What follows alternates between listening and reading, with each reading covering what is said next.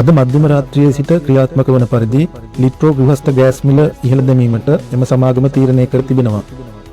Litro gas සමාගමේ සභාපති චන්න ගුණවර්ධන මහතා අද පැවැත් වූ මාධ්‍ය හමුවකදී මේ බව නිවේදනය කළා. ඒ අනුව වැඩිම ඉල්ලුමක් පවතින කිලෝග්‍රෑම් 12.5ක සාමාන්‍ය ගෘහස්ත ගෑස් සිලින්ඩරයක මිල රුපියල් 775කින් ඉහළ නංවා තිබෙනවා.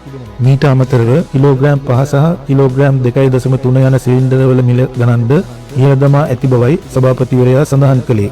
නව මිල සංශෝධනයට අනුව මිල ගණන් මෙසේය. කිලෝග්‍රෑම් 12.5ක ගෑස් සිලින්ඩරයක් රුපියල් 775කින් වැඩි වන අතර එම ගෑස් සිලින්ඩරයක නව මිල රුපියල් 4765ක්.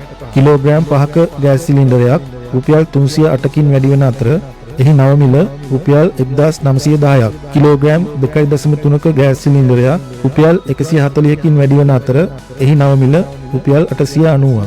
ලෝක වෙළඳ පොලේ ගෑස් මිල සීඝ්‍රයෙන් ඉහළ යාම සහ පවතින ගෝලීය යුද්ධමය තත්ත්වය මෙම මිල වැඩිවීමට ඍජුවම බලපා ඇති බව සභාපතිවරයා මෙහිදී පැහැදිලි කළා.